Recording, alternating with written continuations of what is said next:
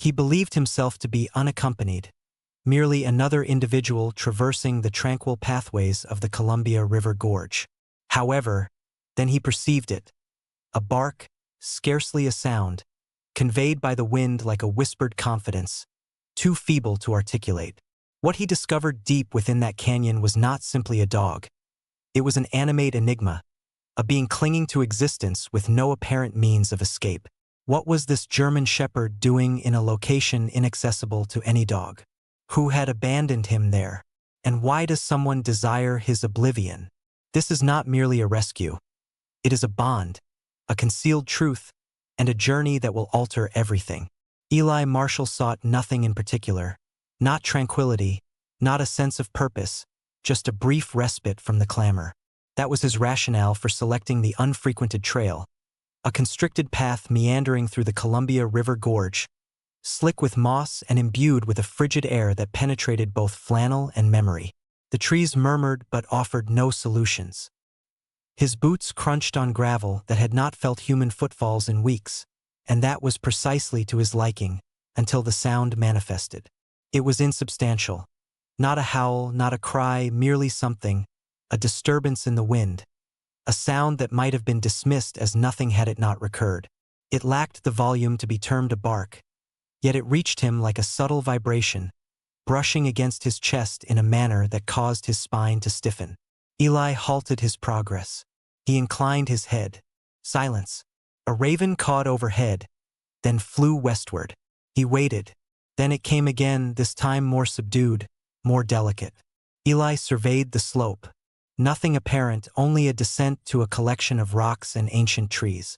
The gorge folded in upon itself there, a stone conduit where sound might reverberate and distort. Nevertheless, his intuition tightened as if an ancient presence had been disturbed.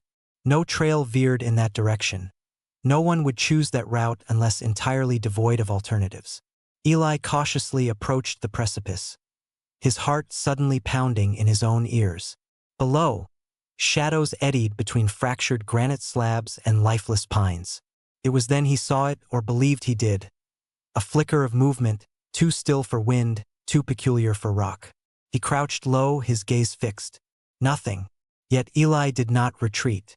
He commenced his descent of the slope slowly, his hands brushing against tree bark for stability. Each step closer made the bark feel more tangible, not imagined, not some auditory illusion of the canyon. A voice, barely alive, calling not with desperation, but with the kind of resignation that follows the failure of all other efforts. And still, something in that sound pleaded for one final opportunity.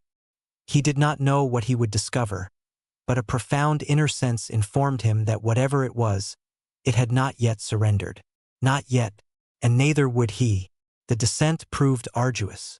What appeared as a gentle incline from the ridgetop transformed into a fractured mosaic of boulders and loose shale, each step a precarious challenge for Eli. The barking had ceased, yet the silence now felt more profound. He could sense it enveloping the rocks like a mist, observant, expectant. It was the kind of stillness that comprehends something has waited far too long. He reached a ledge midway down, a jagged, narrow platform clinging to the gorge's side as if never intended to bear weight. It was then he saw it, or rather him. A German shepherd, motionless, collapsed beneath a covering of broken branches and dead leaves. He wasn't positioned like a resting dog. No, it was more akin to a complete breakdown, as if the earth itself had allowed him to fall and simply enveloped him. Eli's chest constricted. The dog's fur was matted, streaked with dirt and dried blood. Ribs protruded like bones attempting to break free. One of his legs twitched faintly, more a reflex than a display of strength. But those eyes, they weren't closed. They stared directly at Eli, glassy yet conscious, clinging to reality by a mere thread, as if uncertain whether Eli himself was a figment of imagination. For a protracted moment, neither moved. Eli approached slowly, cautiously, but even now, near death, the dog emitted a low, broken growl, not a threat, not a warning, but a protest of survival, a whisper conveying, "I am still here." Eli crouched, his heart pounding against his ribs. "Easy," he uttered under his breath, his voice barely audible. "I am not here to harm you." His gaze fell to the dog's legs, torn, one paw twisted unnaturally. And beneath the dirt, faint scratches marred the stone, not random marks, but spirals, circles, the kind of pattern created by an animal pacing repeatedly in the same confined space, trapped, confused, and hopeless. The ledge made no sense. The walls above were sheer. There were no trails, no climbable slopes, no path that could logically explain the dog's presence. Yet, there he was, as if someone had dropped him there, or worse, abandoned him. Eli looked at the collar, nothing, no name, just frayed nylon and a faint metal buckle almost worn smooth.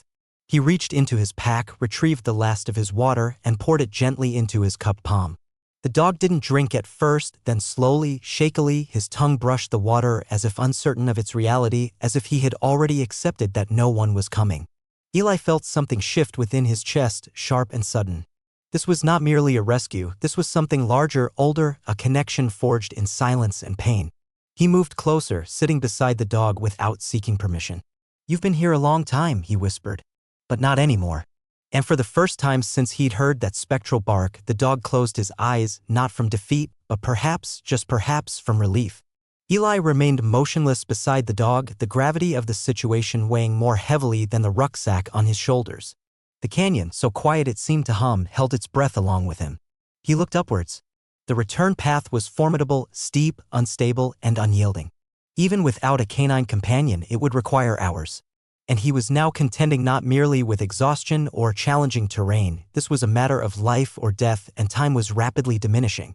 The dog had stirred little, his respiration shallow. Intermittently, a leg would tremble. Yet, when Eli shifted, the dog's eyes followed, demonstrating a fragile but genuine awareness.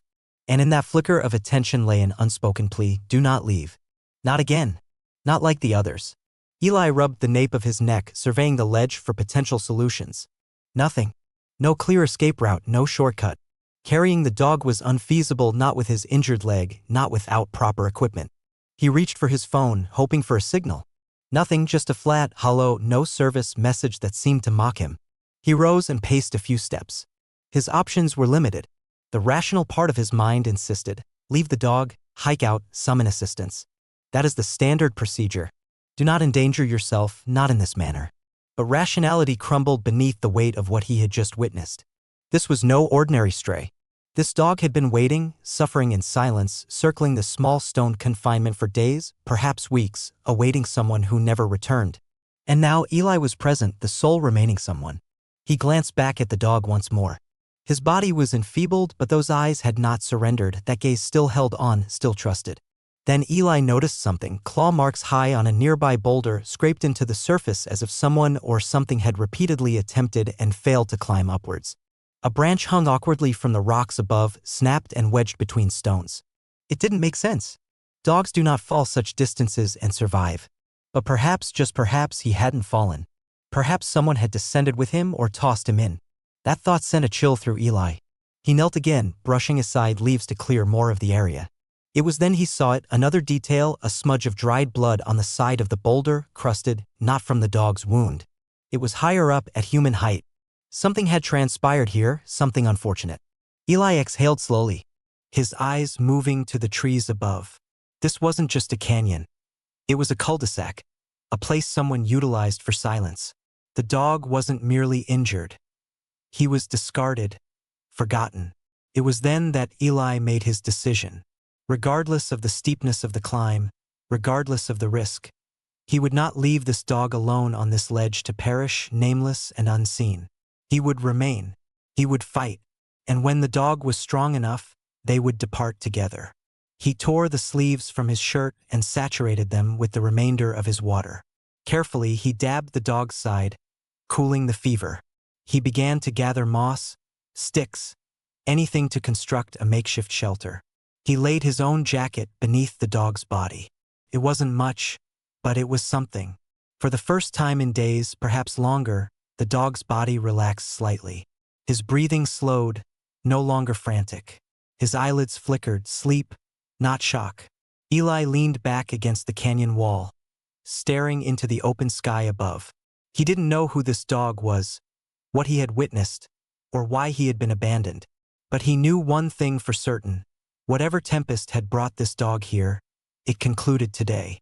The fire flickered faintly, its small flames caressing the cool canyon air as night began to encroach like a slow, encroaching tide. Eli had managed to collect sufficient dry branches to construct a modest fire circle near the ledge, taking care not to produce excessive smoke.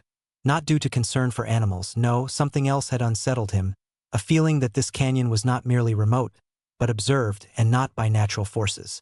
The dog had remained still for some time, his respiration shallow but consistent. Eli had enveloped him in his spare shirt, folding it around the dog's form like a delicate parcel that might unravel at any moment. Occasionally, the German shepherd's ears twitched, but his body remained motionless, suspended between endurance and capitulation. Eli sat with his back against the rock wall, allowing the firelight to play across his weary countenance. Hours passed in unhurried succession. The canyon grew darker. The forest above whispered in hushed tones, and stars began to emerge through the edges of night. It was then that Eli noticed it, just beside the dog, partially concealed in the soft layer of earth. Something glinted. Initially, he mistook it for a stone, but when he gently brushed it with his fingers, a corner of what appeared to be a photograph curled free from the dust. Torn, crumpled, and weathered, as if it had been exposed to the elements for as long as the dog. He extracted it carefully, his breath catching in his throat. The image was faded, its edges browned by sun and dirt, yet enough remained clear. A man, perhaps in his mid-30s, stood in military attire, his face partially obscured by damage. But beside him, proud and keen-eyed, stood a German shepherd, the same dog. Even in his current frail state, the eyes were unmistakable. Eli stared at it, his thumb brushing over the creased paper. This was no longer merely a rescue. It was a narrative that had been suppressed. The canyon was not an accident. It was a burial ground for something someone wished to obliterate. His mind raced. Why here? Why him? And why was the dog still alive when clearly someone had expected otherwise? He looked down again, and this time he observed the patterns in the soil. Not just the circular paw marks from pacing, but lines, straight, dragged lines, as if someone or something had attempted to write with whatever strength remained. They were smeared now, eroded by wind and time, but the intent was evident. Scratches meant to convey a message. The dog emitted a faint whimper and shifted, his paw brushing over the dirt with a tired twitch. The sound jolted Eli back to the present. He leaned closer, touching the dog's head softly. "You've been trying to tell someone, haven't you?" he whispered. The dog offered no response, but his breathing altered, becoming deeper, as if he understood. Eli knew now he wasn't just tending to a wounded animal. He was caring for a witness, one who had seen something, one who had survived something. And that rendered everything more perilous, more urgent. Whoever had abandoned this dog did not merely forsake him. They were erasing a connection. And Eli had just inadvertently loosened it. As the fire crackled once more and shadows stretched across the canyon walls, Eli tucked the photograph into his pack. He lay down beside the dog, his hand resting gently on the shepherd's side. "You're not alone anymore," he murmured. "Not while I'm here." And somewhere beneath the stars, where secrets still whispered across stone, the dog finally closed his eyes and slept. Not because he had no alternative, but perhaps for the first time in a long while, because he felt secure. Morning did not greet them with warmth. It arrived with a sense of disquiet. The canyon's silence felt more oppressive, as if an unseen force had settled its weight upon the air during the night. Eli awoke with the kind of rest that leaves one more fatigued than before. Bones stiff, eyes dry, his heart still attuned to the rhythm of the dog's shallow breathing. He looked over and saw the German shepherd still curled on the coat, eyes closed, but alive. That alone was a small victory. But then, something else captured Eli's attention. A reflection high above the ridge, quick, subtle, like sunlight glinting off glass or metal. He squinted into the trees lining the canyon's edge, but whatever had been there was now gone. Just trees swaying, leaves whispering, nothing definitive. Still, his skin prickled. He rose slowly and stretched, ignoring the tight pull in his shoulders. His instincts weren't merely tugging. They were screaming. The events of the previous night, the discovery of the photograph, the lines scratched into the dirt, all pointed to something larger than a simple rescue. Someone had abandoned this dog deliberately, ensuring he would be forgotten. But that plan had failed the moment Eli heard that faint bark. He climbed a few feet higher up the slope to check his phone. Still no signal, no bars, as if the canyon had swallowed more than just sound. It had swallowed connectivity. That didn't deter him. He took a picture of the photograph he'd found, then typed a quick message to an old contact from his search and rescue days. Columbia Gorge. Found a dog. Might be K9 unit. Found photo. Serial number visible. Sending image. Then he hit send, praying it would transmit the moment he re-entered signal range. When he turned around, the dog was awake. For the first time, their eyes met with clarity. No panic, no fear, just something weary and ancient, as if the dog had witnessed far more than Eli could comprehend. Then softly, the German shepherd lifted his head. Not much, just a few inches, and let out the faintest growl Eli had ever heard. At first, Eli thought it was directed at him, but then the dog's gaze shifted upward. Eli followed it, a shadow just at the rim. Someone or something had been observing them, and they vanished in an instant, the kind of movement born of training. Quiet, swift, efficient. Not lost hikers, not campers, but someone intimately familiar with this terrain. Eli's gut twisted. This dog wasn't just left behind. He was silenced, hidden, discarded, like evidence someone needed to remain buried. But they hadn't anticipated his survival. And they certainly hadn't anticipated Eli. He moved quickly now, gathering his pack. Every second spent in that canyon was an additional second of risk. He soaked his shirt again and laid it over the dog's body, checked the wrapped paw, and whispered, "We're not waiting anymore." The dog blinked slowly. There was no strength left for words, no bark or protest, but he didn't resist. And in that silence, Eli felt it. That fragile thread of trust, not built over days, but in moments like these. They were being watched. But now, someone had their eyes on the wrong person. By midday, the wind had shifted. The air carried a sharpness that was not due to temperature. It was tension, thick, acute, and impossible to disregard.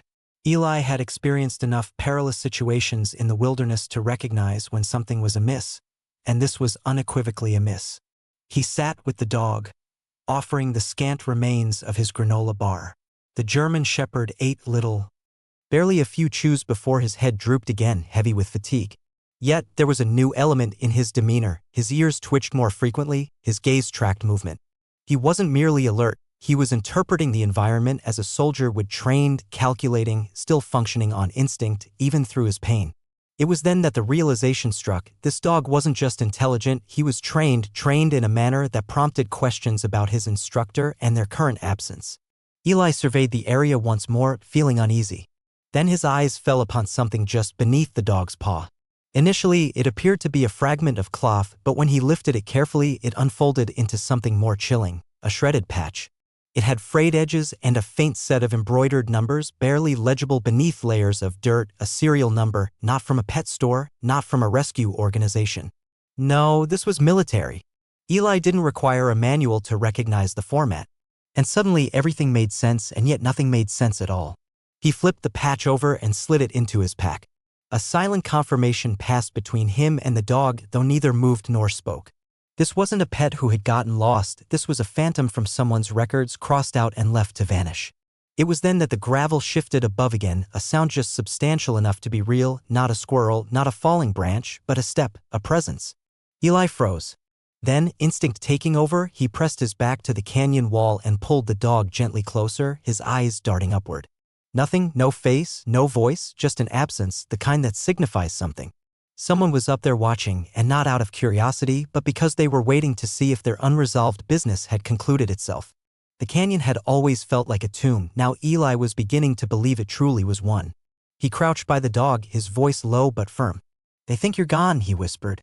"They didn't count on someone hearing you." A plan began to coalesce, not a great one, not even a complete one, but it was sufficient. They had to move, not immediately, perhaps not even tonight, but soon. If they remained, someone would return to finish what they had started, and Eli was not about to permit that.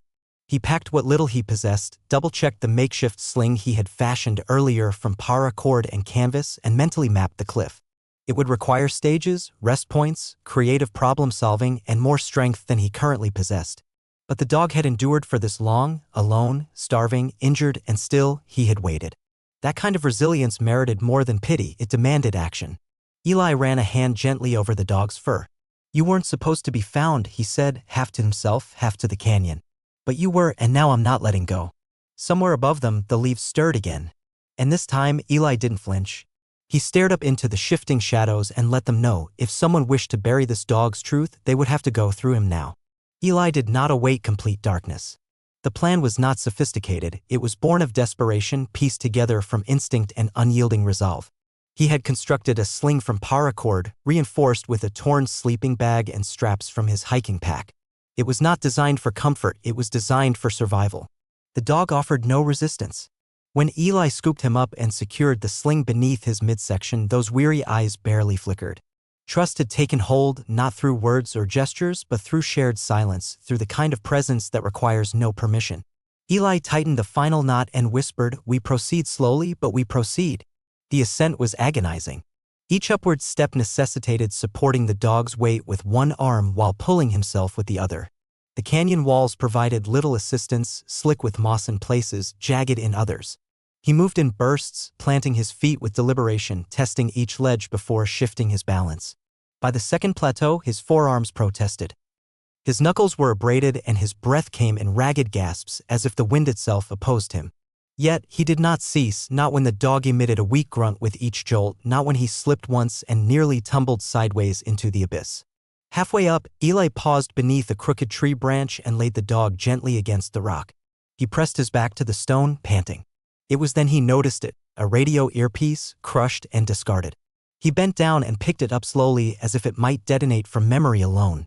The casing was cracked, but the design was unmistakable, military grade, and not the kind sold in surplus stores. This was government issue. It hadn't merely fallen from someone's pocket, it had been yanked out, tossed, abandoned. Eli's stomach tightened. This canyon was more than remote, it was a sepulcher for something not meant to be questioned. The presence observing them, the photograph in the dirt, the serial tag beneath the dog's paw, this was no coincidence. Someone had brought the dog here, someone who did not want him found. But they had failed because against all odds, that bark had traveled upward through rock and wind, and Eli had heard it, not just with his ears, but with something deeper, something human. Back on his feet, he adjusted the dog and pushed higher. More than once, he had to wedge himself sideways and pull both their weight with sheer willpower. He talked to the dog constantly, not loudly, not frantically, just steadily. "Almost there," he'd say. "You're doing great, buddy. Just a little more." The dog never replied, but he didn't protest either. That was enough. By the time the tree line came into view, Eli's legs were trembling beneath him. His shirt clung to him like a second skin, soaked with sweat and blood. But they were close, so close. Then, just before reaching the top, he heard something behind him, a click, soft, metallic, a footstep on gravel. He didn't turn. He didn't need to. Whatever had been watching them was still watching, and now it was following. But Eli didn't stop. He hauled the dog over the final ledge and collapsed onto solid earth, the cold grass a cruel reward beneath his body. The dog let out a sound somewhere between a breath and a sigh. Eli rested beside him, chest heaving, eyes closed. Above them, the stars blinked indifferently, but they'd made it out of the canyon, out of the trap for now. But as he lay there in the silence, Eli knew one thing: whoever had tried to bury this dog's truth had just failed twice. And this time, someone was going to answer for it. By the time Eli arrived at the trailhead, morning light was extending across the forest like warm fingers gently caressing cold skin. Yet warmth did not equate to safety, not on this occasion. The instant his boots touched level ground, a sense of weight shifted, not the anticipated relief, but something different, an awareness, attention. A vehicle was parked near the tree line, a black SUV, immaculate, polished, and lacking a license plate. It had not been there 2 days prior, and no one was inside. Eli did not halt. He did not slow his pace. He paid it no heed. He simply walked, each step deliberate, each breath measured. The dog rested against his chest, his weight slumped, but alive. That was all that mattered. Whoever had left that SUV behind would learn the hard way, they were too late. He drove the dog directly to the nearest emergency animal hospital. The veterinary technicians posed few questions. Perhaps it was the urgency in his voice, or perhaps the dried blood on his shirt and the fact that he hadn't slept in nearly 3 days. Regardless, they rushed the dog in, preparing IVs, fluids, wraps, and scans. Eli waited outside the door, his jaw clenched, his hands twitching. After what felt like an hour but could have been mere minutes, a veterinarian emerged. Mid-40s, sharp eyes, a worn kindness in her voice. "You saved him," she stated. "It's going to take time, but he's stable." Eli nodded, but he did not relax. "Not yet." The veterinarian motioned him into the back office. On her desk lay the patch he had handed over, the one bearing the serial number. She had cleaned it, scanned it, and retrieved something he hadn't expected to see, a record flagged in red. "This dog," she said, pointing to the screen, "was registered with a K9 unit out of Fort Lewis. Officially, he's listed as deceased. 2 months ago." Eli leaned forward. "What happened?" The veterinarian hesitated. The file ends abruptly. A field report marked classified. And then nothing, no explanation, no recovery mission, just silence. Like someone had hit a delete key on a living creature. But the dog had survived. He had clawed and scratched and waited in that canyon. And now he was breathing again against every effort to erase him. Eli's phone buzzed. A message had finally gone through. It was from the rescue contact he'd texted earlier. "Photo confirms Unit 92K9. Officer assigned to dog died in undisclosed incident. But I found something odd. Handler's ID tag pinged 5 miles from your location last week." 5 miles? Last week? Someone had come back. Eli looked at the window, his heart thudding. He didn't know what this was anymore. A failed cover-up? A botched extraction? Or something deeper, something tangled in commands and silence, in loyalty betrayed? A nurse appeared in the hallway. "He's awake," she said softly. "You can see him." Eli stepped into the room, and there he was, resting but with his eyes open, those same eyes that once looked half-dead on a canyon ledge, now focused, alert. He didn't lift his head. But when Eli sat down beside him, the German shepherd moved his paw an inch, just enough to rest it against Eli's boot. A small act, a simple gesture, but it was everything. Later that day, when Eli returned to his cabin with the dog curled in the back seat, a plain white envelope awaited him on his porch. No stamp, no return address. Inside was a single sheet of paper. No threats, no names, just one sentence, handwritten in tight, controlled print. "You were never supposed to find him." Eli stood there for a long time. The dog sleeping soundly on the passenger seat, unaware, or perhaps just unmoved, because it didn't matter now. The dog had been found. He was no longer a ghost, no longer a secret buried beneath the moss and stone. He had a name again, a voice again. And in Eli, he had a partner who would never let him disappear.